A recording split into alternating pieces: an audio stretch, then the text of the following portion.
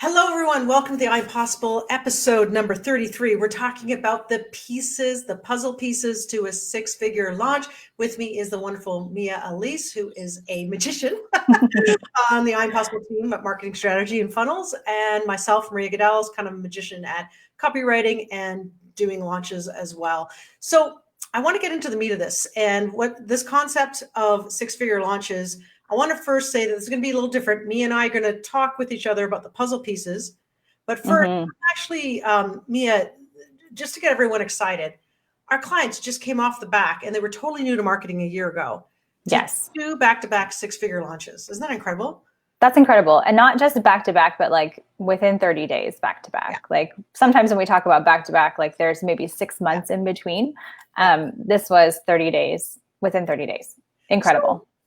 So here's the thing is that I'm going to make sure I don't miss this because there's such key points. I just want to read right off the page here for a second. I need to make a confession to all of you that on the outset, are you ready? There's a heck of a lot of work involved with the six-figure launch, right? And behind the scenes. And our clients really coming off of the back of these two, one in August, one in September, just now, because we're recording this on September 29th. The key puzzle pieces to sell out your course or service, because if you have a one-on-one coaching service, this works really well as well. And the action step I'd love for you, my friend, who are listening to this right now, whether in your car, whether you're watching us live, is I want you to think about this important thing. How can I do my own six-figure launch? Say that to yourself, right? And what does making over $100,000 in 30 days, how does that feel like to you? Like, what are you thinking right now to say to yourself, I'm going to do a six-figure launch in 30 days or less? Yeah. So I'm going to turn that over to you, Mia.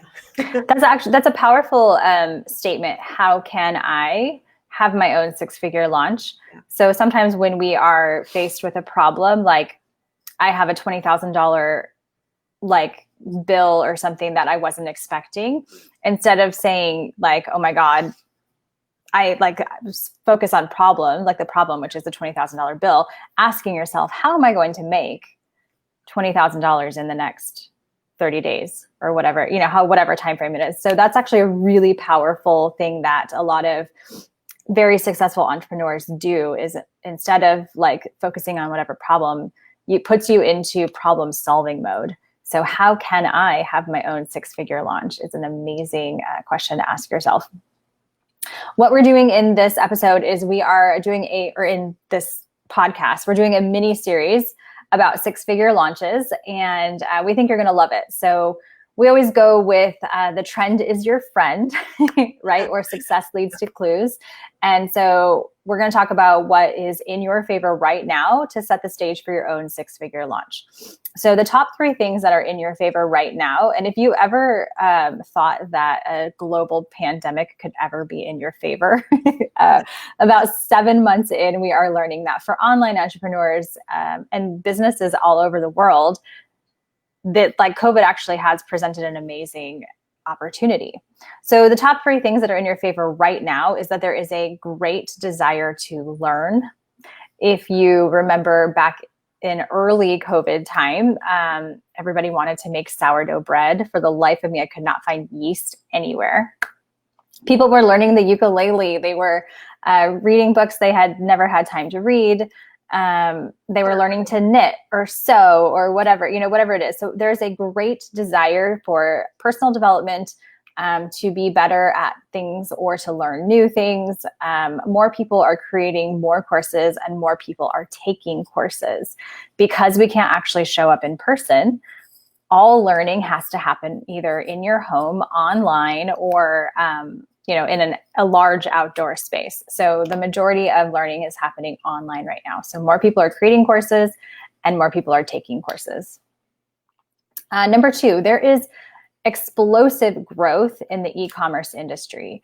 The estimated market size of the coaching industry is $15 billion in 2019, with a total of $7.5 billion worth market value in the US alone. So what if we just got 0.0001% of that billion? Right. So according to Forbes, across the world, people are shifting buying habits, and the lockdown has even hit boomers by forcing them to shop online, some even for the first time.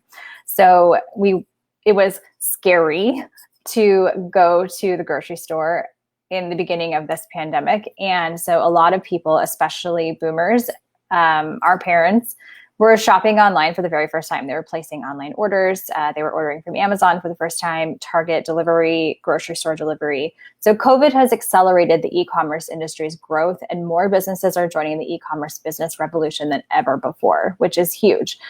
In-person shopping, brick and mortar shopping was non-existent. It's opened up a little bit more, but it was non-existent about 6 months ago.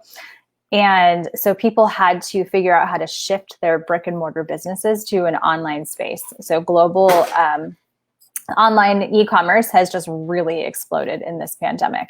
And I think, honestly, and Maria, you can tell me, what your thoughts are on this, but I think that this pandemic has completely changed the face of business. Yeah. Altogether. Like, I think even when we can go back to what is considered a safe, like, commingling space, I don't think most of us are going to. No. And actually some businesses that were really scared and started dropping their revenue. Like, I know one personal development retreat, like $5,000, go to the 7-day retreat. That's really cool. They were like, oh my God, our business is going to go under. But then they thought, well, what if, it's always great to be curious about changing a business model. What if, even though this is really intimate, personal, trauma related, getting over trauma, coaching, what if we did it in a Zoom call with only 10 people in it, but have enough coach facilitators, but it's all virtual? And I was part of that demo where they wanted to give it a whirl, and at the end, they're like, oh my God. So it totally skyrocketed their sales because they never offered things virtually before. Not everyone, especially now, can fly to California or Alberta to be in the Rocky Mountains to go to their personal retreat. So it actually opened up, I think, new business models too, which is cool, or make someone shift, face their fear, and now, it'll never be the same again. You're right. They're now a totally different company now, Yeah. And there are companies that, they had these huge office spaces where they realized that their employees were more productive at home. So they were avoiding the hour to hour and a half commute round trip. And employees were able to show up, be more productive, and do their work in shorter amount of time because they are able to attend to their personal needs in addition to their work needs. And so companies, large companies, Fortune 500 companies, are not returning to like an in-office, in-person work environment after all this. So I think that's huge. By the end of 2020, global e-commerce sales are expected to reach 4.2 trillion. I can't even imagine that amount of money. 4.2 trillion. Yeah. Look at that movie. I forget which one it was. Mike Myers or something. What was that? Austin Powers. Yes, Austin Powers. That's right. Yes. Yeah. So go ahead. I was going to say the third thing in your favor is that digital products and digital experiences. So right now we crave digital experiences, and hosting 3 to 5 days challenges provides that experience for your future clients. So we are by nature social individuals, like social people. We desire community. And one of the most tragic things about this global pandemic is that it removes our community, or at least our in-person community. We're not able to socialize with our friends, with our family. So, insert the internet and internet communities, and finding people who have the same goals and same focus as you is huge. And so that's where these digital experiences, online retreats, challenges, that's where this kind of falls into place. Yeah. And so to sum up those 3 things in your favor, stack the deck in your favor, 1, everyone's got a desire to learn now. 2, there's an explosive growth in the e-commerce industry. And 3, digital products versus digital experiences. People crave digital experiences. So right now it's really your time to shine in virtual business. And guess what? Whether it's one-on-one coaching or whether you have your own product or digital information product you sell, the great happy news is that whatever business you're in, there's never been a better time right now to do this. And we feel, because we just came off of the back coaching our clients who are brand new to marketing online. I'm sorry, there's a big truck background. Hopefully It's okay. My wife's like getting water in the kitchen. I'm like, for the love of God. So, that was a quick interrupt. So yeah, like right now, it's so easy with free tools. We're going to break down the 7 puzzle pieces to these exact 6-figure launches, and we do happen to like one particular thing, this launch trigger, if you will, which is one of the key puzzle pieces. But first, let me just do a quick break for a second. There are some folks watching us live. I know this is also on our podcast, so it's recorded and evergreen, but if you're live, enter live or replay. And if you have any questions about what we're talking about, please let us know. And also, if you've done any challenges in your past or in your near future, going to have one, enter below, like what date is your future? We're going to hold you accountable because we believe strongly in it, right? You know, like I know Mia knows this. I've been doing challenges since, 2008, 2009. Over 20,000 people through my challenges that I host, and they work. They flat out work. And Mia, you've seen the magic with your clients and now with our co-client, just incredible. So the first puzzle piece is something you wanted to make sure we put in here. We got 8 puzzle pieces to unstack. Everyone, this is a series. We are going to be teaching more about this because this is one part of 4. So I think what we're going to do is give you all 8 of these puzzle pieces right now and a highlight, and then talk about maybe 2 or 3, see how long we go on this podcast, and then save the next for episode 2 of this 4-part mini series of how to do 6-figure launches, the puzzle pieces. Jennifer's with us. Love your new hair. Everyone's loving the new hair. Thank you. Maria Jones said, you could be saying anything, Mia. We are looking at Maria's hair. Oh, I always wanted to go red, and I've been blonde all my life, but I thought now's the time to be bold. I mean, why not? Yeah. I think it looks fantastic. Thank you.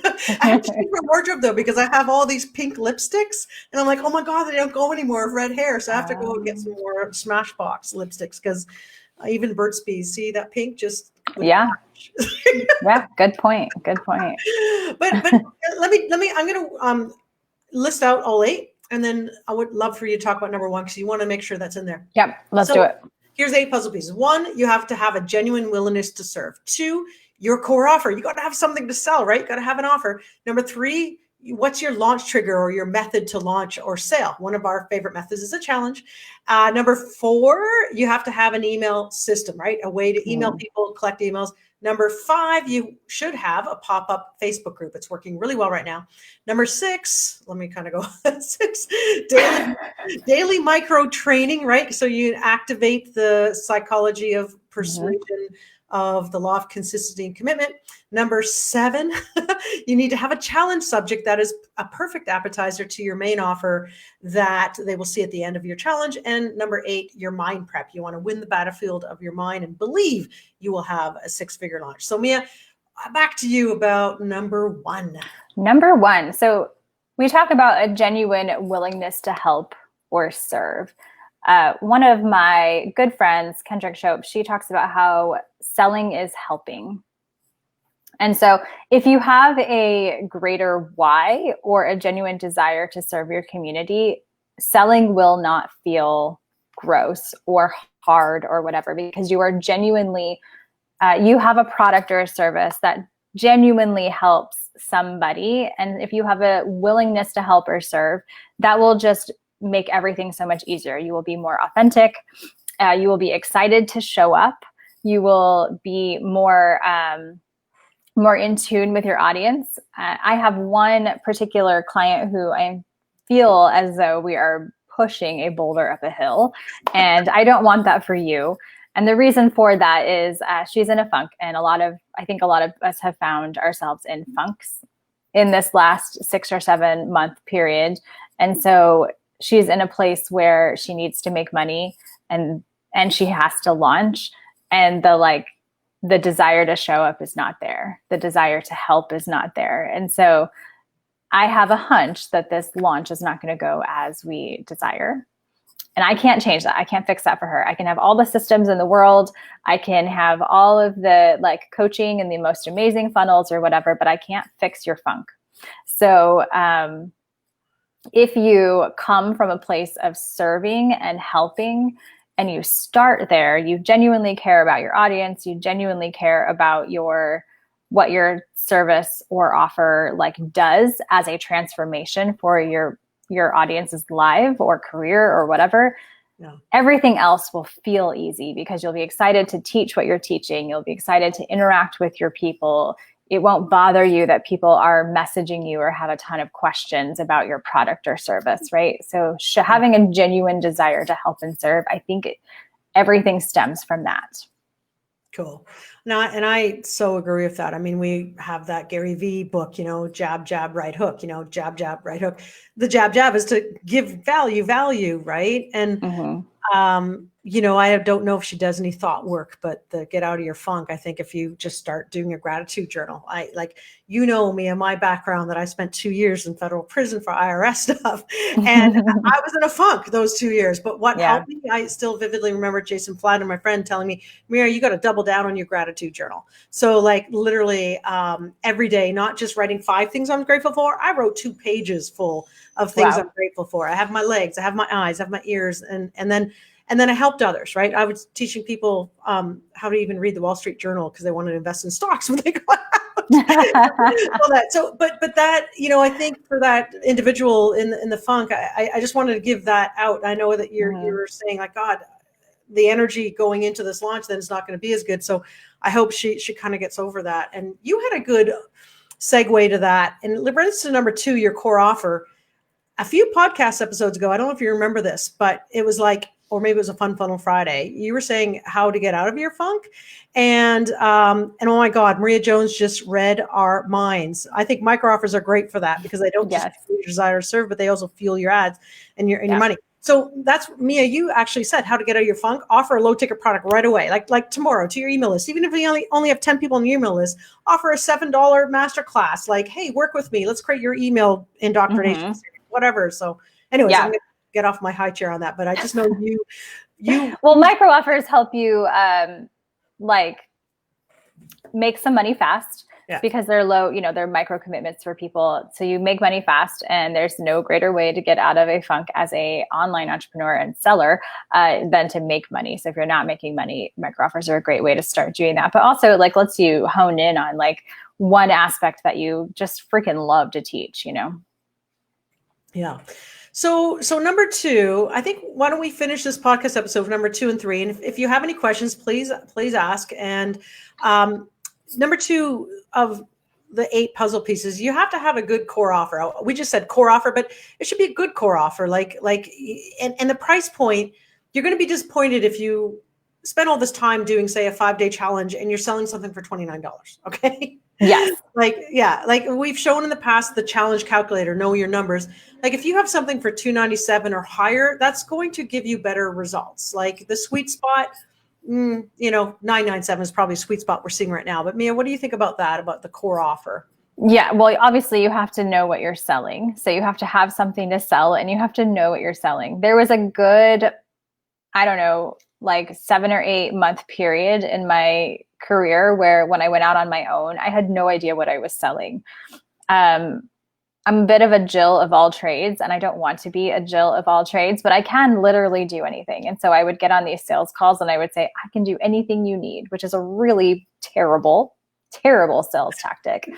I was not closing clients because they were like, I don't know what you do for me, and you can't really tell me what you do for me. So having a core offer, knowing exactly what you're selling and what is the outcome that people will get from that. So some really good examples of core offers, I'm just thinking of Amy Porterfield, how she made her name in the industry with webinars that convert.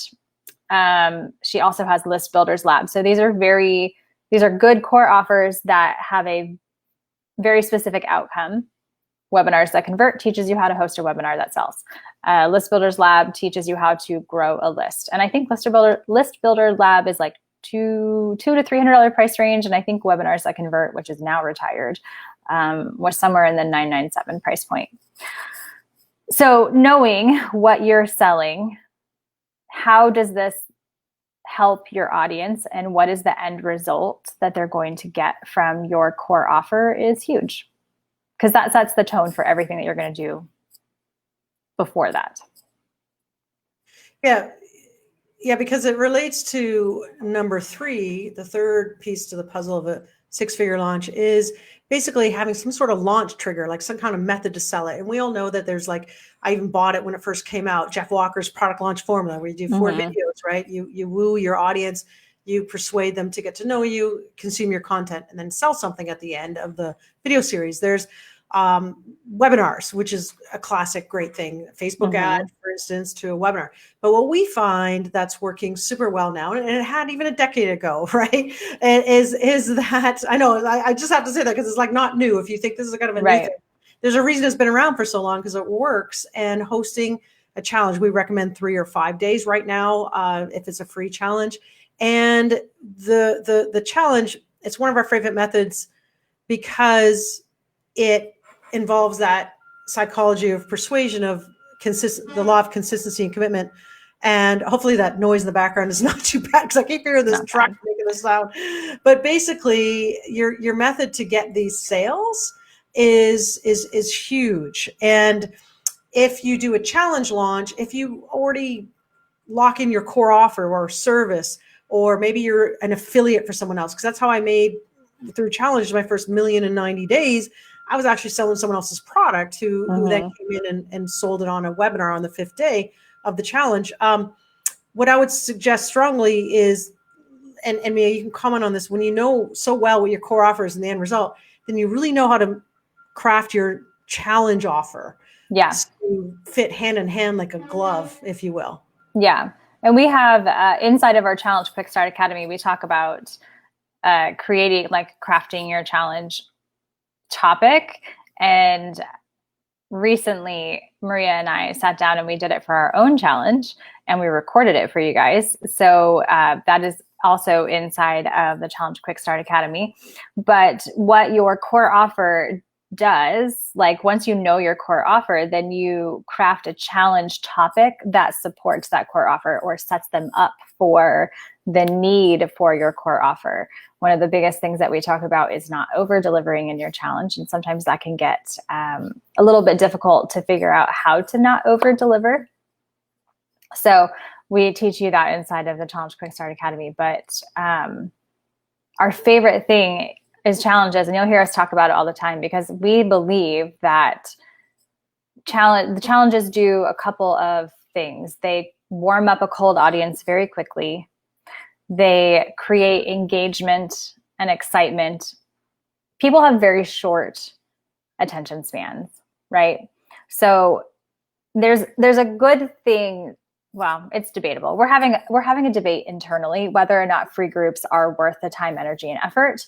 However, there's your free group that you provide a lot of value from, and we do get some buyers that have come through our group. But there's something about a pop-up Facebook group where there's maybe 400 or 1,000 or however many people you can get into this pop-up Facebook group, where everybody is there for one purpose, which is to do this challenge and then get out. So there was talk about whether or not we should continuously do challenges into the free group and grow the free group, whether or not to do them into a pop-up Facebook group. And I think what we've settled on is that pop-up Facebook groups provide the container necessary to allow people to get in, get what they need, learn from you, and then shut it down so that you're not having to maintain and nurture. And you can move those people into your free Facebook group, but it creates that community where everybody's doing the exact same thing at the exact same time with you. I feel like I got way off topic on there, but no, that was correct. Like, because that's actually puzzle piece number 5. So, and it is important because a lot of individuals sometimes go, I didn't make as much sales in this particular launch. I'm so frustrated. I spent all this time. Well, first of all, don't tie that to being frustrated or regretting how you did it, first of all, because it's all a learning process, right? Like as our last podcast episode together that we did, Mia, was like, it's okay to fail every day. Yeah. Every day. But the beautiful thing about having a pop-up Facebook group is the scarcity aspect of it, because you will archive it. So imagine if 100 people join it, and I'm just talking to any of you right now who are thinking of doing a challenge. I know it's sad if you like, oh my God, I have 100 people, or maybe you had 1,000 people in this pop-up group and you got to archive it. Oh my God, all those people. But the thing is, if they really want to hear from you more, they're either going to then join your regular free Facebook group, or they're going to be on your email list anyway. And I think it matches our ADD society right now, where we're getting bombarded with so many marketing messages, right? And so no, I agree with you that I think the pop-up group is the way to go, because we tried it in our normal group and we saw that our engagement after the challenge declined, because some of those people are in that group for another reason, not for the challenges, maybe. Yeah. You know? Yeah. That goes back to like matching your message to market. So one of the biggest,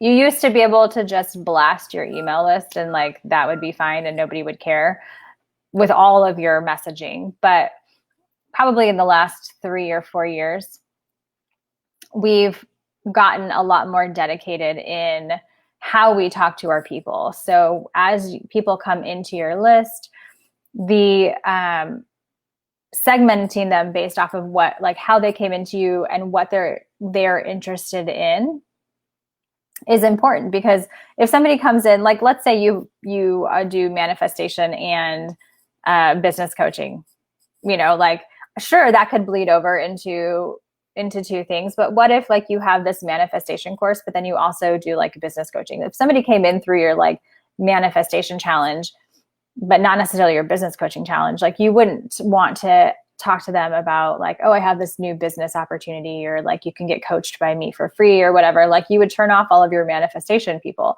So it's similar to like when you're hosting challenges, or when you're hosting like your free opt-ins, or, you know, anything like that. If you're selling a specific item, like segmenting out your list and being able to talk to very specific people about a very specific topic based off of where they are in the journey with you is important, because then it feels really personal. And the same for like Facebook groups. So people might join your free Facebook group for a very specific reason. They want to like hear our podcast episodes, for instance. They might not necessarily be interested in our Black Friday challenge that we're going to run. So you run the risk of like turning off a whole host of people unnecessarily by trying to force them into like participating or hearing about your challenge. And a good example of this is another one of my clients, maybe about a year or so ago, was very anti like pop-up Facebook groups. And she wanted to just run her video series into her free group. Her free group had like maybe 10,000 people in it or something like that. She spent a lot of time pushing people into it. And the engagement actually went down so significantly, even though she was adding new people into it who were participating in this video series. The engagement went down so significantly because everybody else didn't want to participate in that video series, or maybe they already had. And so they left the group, or they just like muted it or whatever. Cause you know, you can snooze groups for like 30 days. So that's what I imagine people did, is like, they were like, oh, I've already done this, or I don't want to participate in it this time around or whatever. So they probably snoozed the group and engagement went down. Like it just totally tanked. Yeah, I think that we saw it ourselves, and then we see what Maria Jones just said. She says, yeah, I was pondering about that. My chair-based yoga group is 1,000 now, but the reasons that they're there is because it's different. Some just for self-promotion, so I must create a pop-up group. Yeah, awesome. So Mia, I want to switch over to one of the puzzle pieces, talking about an email system, and just talk about half of the puzzle piece of the email system. And then that will leave everyone on a teaser for next Tuesday, where we can continue on these puzzle pieces to a 6-figure launch. And we also will have in the series, probably series 3 or 4, how to fill up your challenge, because that's probably the biggest question people have as well, besides what their challenge topic should be, but how to fill up your challenge. And right now, we're preparing to launch our own Black Friday Booyah challenge, where we teach people how to create their own Black Friday promotions for digital course creators and coaches. So one of the things that we talked about the importance of is the minute they sign up for the challenge, they may have to wait, say 3 days or 7 days before the challenge. So we tasked Sally, who are wonderful, social media expert, and also I kind of liken her to like being the cheerleader to motivate you, to do what's called a nurture series. So can you talk a bit about that? And after they sign up for the challenge, and this is before they get day 1 of the challenge. training? Yes. So when they sign up for the challenge, immediately after they sign up for the challenge, they get the welcome email. So that's a good user experience. People need closure. They need to know what happens next. I am very much the same way. Like at Starbucks, if I order my drink, when the transaction is done, I need for them to say, okay, your drink will be over there. Like just subconsciously, I need to know that our transaction is done. And people need to know that they've actually registered for the webinar. Even if they see your thank you page, they need some sort of like additional confirmation of like what's next. So that is your automated email that comes after that's like, yay, you registered, you did it. Here's what to expect. So you're basically just reiterating what is on the opt-in page, which is like, this is what to expect. Get into the Facebook group. You'll get your videos on these days, come show up live on these days, et cetera, et cetera. So it's like an itinerary of sorts. The next couple emails, so somebody could say you're running ads or you start talking about your challenge about 2 weeks prior to when you're actually running your challenge. If people opt in within those first like couple days or even a week or whatever, there's still a significant amount of time between when somebody signed up and when your challenge actually starts. And that's time that people could get cold, forget about you, forget about your challenge, and then lose interest in what you're doing. So we do like a 2 to 3 email nurture sequence that people just kind of drip into prior to the challenge. One of the emails that we generally like to send is like, who are we? Because sometimes you're running cold traffic and people don't actually know who you are. So they need to know a little bit more about you, why you're qualified to teach what you're teaching, and then where they can learn more. So sometimes we do like our top podcast episodes or most downloaded podcast episodes. Sometimes we send them to a blog post or record a very specific Facebook Live or video or something for the challenge that welcomes them in or something like that. So that's the first email that they get in the nurture sequence. And another email that they could also receive is like something of value. So like a freebie or something like that. Like, hey, if you have one, you could send them like your most downloaded PDF or something like that. So you gift them something that, like, while you're waiting, go check out this. And then one more that I like to throw in there, and I know Maria does too, is an invitation back to your Tripwire. So if you have a Tripwire of some kind, re-inviting them back in. So as part of our challenge method, we always do challenge, Tripwire, thank you page. So that's the 3 pages in the opt-in sequence. And so the Tripwire, they might not have seen it the first time around, or maybe they weren't ready to commit to it or something like that. So we always like to bring them back to the Tripwire and say, hey, maybe you missed this. So many people are already like loving it. Come back and get it. Yeah, and even in the PSs, like even email one in the PS, and we do that for our client. And I mean, they basically build their buyers list for free and their challenge for free before they even sell their core offer. Like, so wouldn't that be cool for every $100 you're investing in Facebook ads to build up your audience, your tribe, you're getting $100 back, right from the get-go. Or in our case, on a challenge, typically we expect 40% back before you launch your core offer. Everyone remember that. So metrics wise, we typically see for every dollar you spend about $4 back.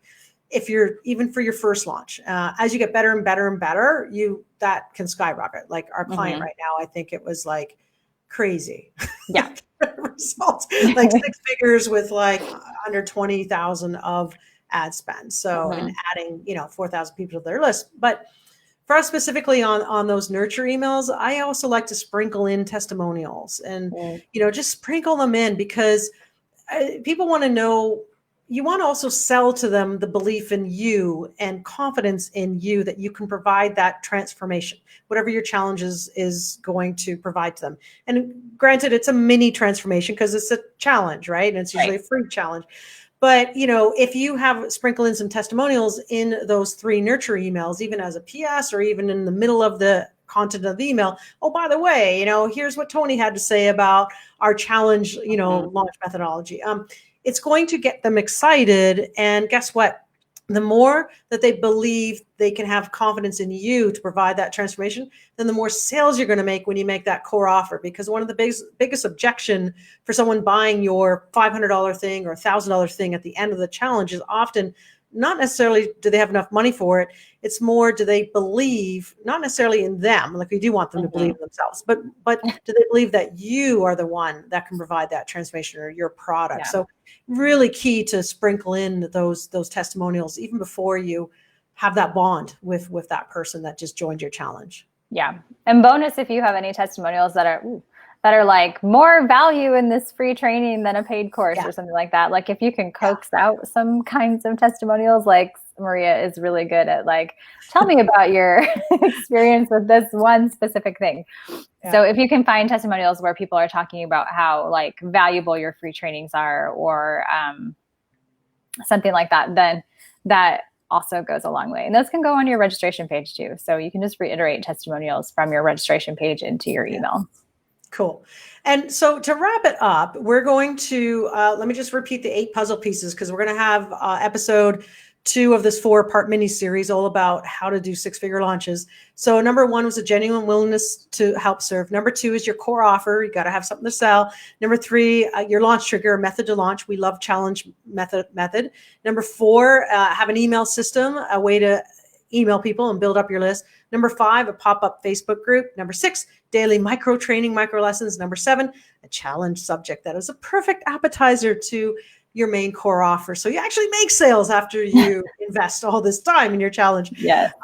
And number 8, your mind prep, win the battlefield of your mind. And maybe Mia, one final comment from you if you want. I love how people are actually putting down accountability of their challenges. Jennifer Wells is saying, I'm starting my challenge on 10/12. So, and by the way, thank you all of you, because most of you are in our Challenge Quick Start Academy actual course. So that's cool. You're actually using it. Yes. Any final words? Let's see. 6 figures might feel very large to some people. So sometimes we have a hard time imagining that something is possible for us that we've never achieved before. So big number claims sometimes have a tendency to turn us off, because we're like, there's no way I could imagine possibly making that kind of money. 6 figures, when you think about it, is only $100,000. It's totally doable and possible for you to make $100,000.